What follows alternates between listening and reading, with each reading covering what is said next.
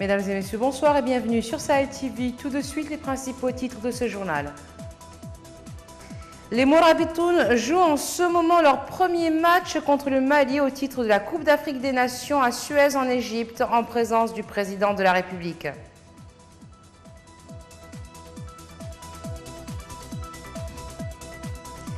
Le candidat Mohamed Ghazouani remporte l'élection présidentielle du 22 juin dernier. Les résultats provisoires ont été annoncés hier par la CENI.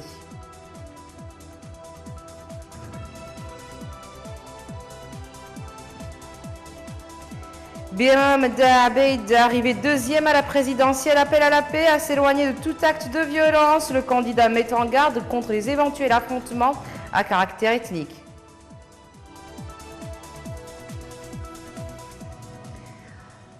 Merci d'être avec nous. Et les Mourabitoun jouent en ce moment leur premier match contre le Mali au titre de la Coupe d'Afrique des Nations au Suez Stadium de la ville de Suez en Égypte. Et maintenant, durant la mi-temps, à la première mi-temps, le Mali a marqué 2-0 contre les Mourabitoun et le match se déroule en présence du président de la République, Mohamed Abdelaziz, qui était arrivé dans la matinée dans cette ville pour encourager notre 11 national.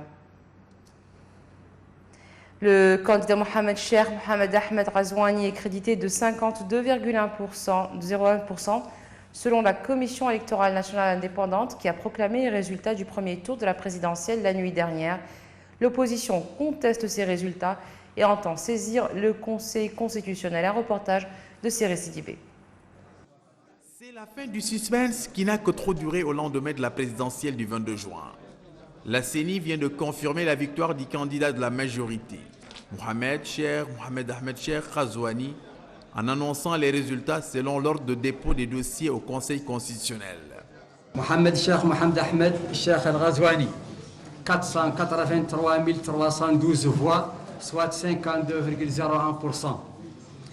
Sidi Mohamed Boubacar Boussalif, 166 058 voix, soit 17,87%. Biram Daabeid, 172 656 voix, soit 18,58%. Mohamed Sidi Mouloud, 22 695 voix, soit 2,44%. Mohamed Lamine El-Morteji El-Wavi, 3 676 voix, soit 0,40%. Hamidou Babakan, 80 916 voix, soit 8,71%. Taux de participation, 62,66%. Manifestation dans les rues de Nouakchott pour protester contre l'autoproclamation la veille du candidat de la majorité, alors que les dépouillements étaient encore en cours à la CENI. Le climat de calme et de sérénité qui avait prévalu pendant la campagne électorale et même le jour du scrutin a été rompu. L'opposition est convoquée au ministère de l'Intérieur et de la décentralisation dans la nuit pour apaiser les esprits. Plus tard, dans la soirée, l'opposition tient une conférence de presse pour parler de son entrevue avec le ministre de l'Intérieur et dit rejeter les résultats provisoires de la commission électorale. Nous avons effectivement nos propres résultats à partir des procès-verbaux que nous avons recueillis. Et c'est la raison pour laquelle nous demandons à ce que la CENI publie les résultats par bureau de vote pour confronter leurs résultats avec les nôtres et s'assurer qu'il n'y a pas eu une manipulation des résultats au niveau du bureau de vote. Naturellement, la vérité, c'est que si on parle d'apaisement, on veut de l'ordre, on parle de considération sécuritaire, ce ne peut être que des conséquences. La cause est ailleurs. Le point de départ, là où on a faussé, c'est qu'avant même d'entrer dans les élections, on aurait dû se soucier de l'apaisement. Ce que nous voulons, c'est des résultats sincères. Ce que nous voulons, c'est un recomptage, bureau par bureau, des résultats. À Nouakchott, cette victoire a suscité de la joie chez ses partisans. Les résultats provisoires donnés par la Commission électorale nationale indépendante doivent être validés par le Conseil constitutionnel dans les jours à venir. La Constitution prévoit des voies de recours. L'opposition entend les explorer, même si elle émet de sérieuses réserves sur la suite de ces requêtes. Le ministère de l'Intérieur et de la décentralisation attire l'attention de tous sur le fait que tout regroupement non autorisé rend ses organisateurs responsables des conséquences qui en découlent en matière d'atteinte à l'ordre public et les expose aux sanctions prévues par les lois en vigueur dans ce domaine. C'est ce qui ressort du communiqué rendu public aujourd'hui par le ministère de l'Intérieur et de la décentralisation. Voici le texte intégral de ce communiqué. Je cite, « Notre pays a connu samedi 22 juin 2019 l'organisation d'élections présidentielles mettant en compétition 6 candidats dans un climat de liberté, de sécurité, de tranquillité et de stabilité tout au long de la campagne électorale. Et dans ce cadre, la Commission électorale nationale indépendante a œuvré à collecter et centraliser les informations et données en vue de l'annonce des résultats provisoires qui ont été livrés au public hier 23 juin 2019. Pour préserver ce climat favorable et soucieux de maintenir l'ordre et la sécurité pour le bien des citoyens, pour défendre ces derniers et leurs biens, le ministère de l'Intérieur et de la décentralisation en appelle à tous pour faire preuve de responsabilité et éviter tout ce qui est de nature à constituer une menace pour l'ordre et la quiétude du citoyen. Compte tenu de ce qui précède, le ministère de l'Intérieur attire l'attention de tous sur le fait que tout regroupement non autorisé rend ses organisateurs responsables des conséquences qui en découlent en matière d'atteinte à l'ordre public et les expose aux sanctions prévues par les lois en vigueur dans ce domaine. » Fin de citation. Le candidat à l'élection présidentielle et militant des droits de l'homme, Biram Ould Abeid, a appelé aujourd'hui lundi, tous ses partisans à s'éloigner de la violence et à adhérer à la paix et à la sécurité, soulignant qu'il existe un plan pour introduire la Mauritanie dans un conflit ethnique. Et voici donc ces termes, je cite, « Je lance un appel à tous ceux qui suivent mon peuple et plaident pour le respect du droit et de la tranquillité, le respect de la sécurité des personnes, l'intégrité de l'esprit, de l'argent et du corps, et évite les affrontements avec la police et ne s'égare pas derrière les réactions. » Fin de citation. Et c'est ce qu'il a donc déclaré lors d'une conférence de presse au siège de sa campagne à Nouakchott. Il a également déclaré, je cite, « J'appelle tous les militants et les militantes à insister sur nos principes initiaux. Notre lutte et notre projet politique sont destinés à tous les Mauritaniens sans discrimination aucune et à nos moyens de lutte fondés sur la légitimité nationale et internationale et sur la lutte pacifique et démocratique. » Fin de citation. La mission d'observation électorale de l'Union africaine pour l'élection présidentielle du 22 juin en Mauritanie a tenu aujourd'hui une conférence de presse à Nouakchott. La mission conduite par l'ancien Premier ministre de la République du Cameroun, M. Philémon Yang, et qui comprend 34 membres, a indiqué que la procédure du vote, telle que prescrite par la loi et les décisions subséquentes de la CENI, ont été globalement respectées dans tous les bureaux de vote observés. La Commission de l'Union africaine a conclu que l'élection présidentielle s'est déroulée dans des conditions satisfaisantes où le calme et la sérénité ont régné tout au long du processus et fait appel au sens de la responsabilité de tous les acteurs politiques et sociaux pour préserver le calme et l'esprit de civisme républicain. L'élection présidentielle du 22 juin 2019 s'est déroulée dans des conditions satisfaisantes où le calme et la sérénité ont régné tout au long du processus électoral, notamment le jour du scrutin. La mission d'observation de l'Union africaine fait appel au sens de responsabilité de tous les acteurs politiques et sociaux pour préserver le calme et l'esprit de civisme républicain. Elle exhorte les candidats et les acteurs politiques à privilégier le recours aux voies légales en cas de contestation.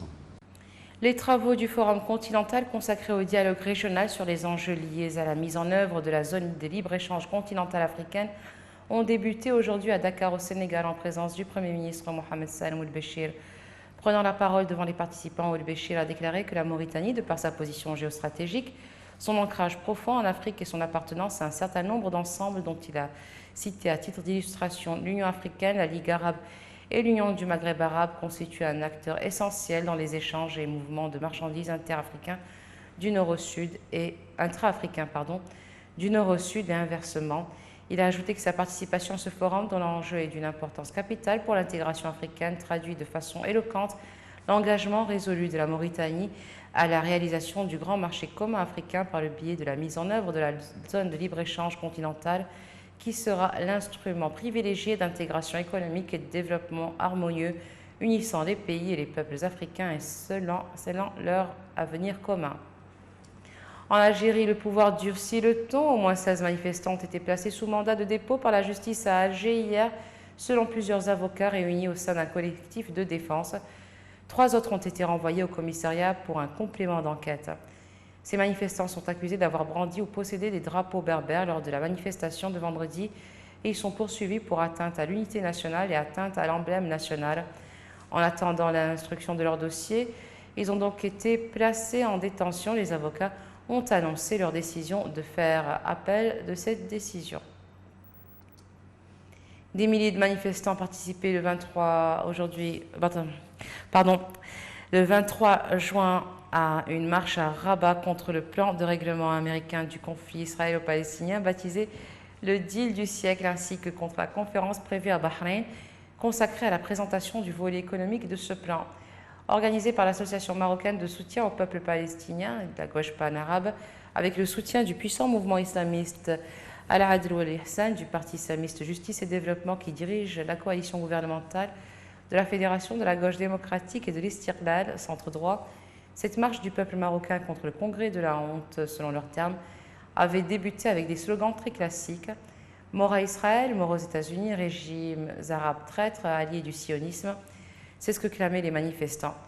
Des slogans ont aussi été lancés à l'adresse du président égyptien Abdel Fattah al-Sisi, considéré comme responsable de la mort de l'ancien président égyptien Mohamed Morsi, leur slogan était « Il n'est Dieu que Dieu » et Sisi est l'ennemi de Dieu. Le sommet des deux rives a réuni aujourd'hui les ministres des Affaires étrangères des 5+5, la France, l'Espagne, l'Italie, Malte, Portugal, Algérie, Libye, Maroc, Mauritanie et Tunisie. Prévu à l'origine comme un sommet des chefs d'État et de gouvernement, l'événement s'est finalement mué en sommet des sociétés civiles. Chaque pays a ainsi été représenté par une délégation de 10 personnes. Les 100 représentants de la société civile des pays du dialogue 5+5 ont ainsi réuni plus de 250 projets lors de 5 forums préparatoires organisés en avril et mai selon 5 thématiques, à savoir l'énergie, l'éducation de la jeunesse et la mobilité, l'économie et la compétitivité, les médias, la culture et le tourisme et l'environnement et le développement durable. La crise iranienne au menu d'une rencontre entre le secrétaire d'État américain Mike Pompeo et les dirigeants saoudiens quelques heures avant l'annonce par les États-Unis de nouvelles sanctions majeures contre Téhéran. Les États-Unis et l'Iran sont engagés dans un bras de fer depuis le retrait américain en 2018 de l'accord international sur le nucléaire iranien, suivi du rétablissement de lourdes sanctions économiques contre Téhéran, privé des bénéfices économiques escomptés de ce pacte. Les tensions se sont intensifiées avec des attaques d'origine inconnue contre des pétroliers dans le Golfe les 12 mai et 13 juin, imputées par Washington à Téhéran, qui a démenti. La crise entre les deux pays s'est exacerbée avec la destruction le 20 juin par un missile iranien d'un drone militaire américain. Et voilà, ce sera tout pour aujourd'hui. Tout de suite, le rappel des titres. Les Morabitoun jouent en ce moment leur premier match contre le Mali au titre de la Coupe d'Afrique des Nations à Suez en Égypte, en présence du président de la République, Mohamed Abdel Aziz.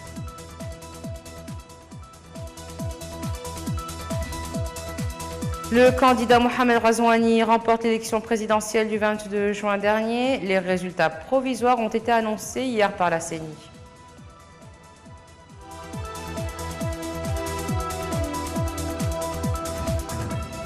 Biram Abeid, arrivé deuxième à la présidentielle, appelle à la paix, à s'éloigner de tout acte de violence. Le candidat met en garde contre les éventuels affrontements à caractère ethnique.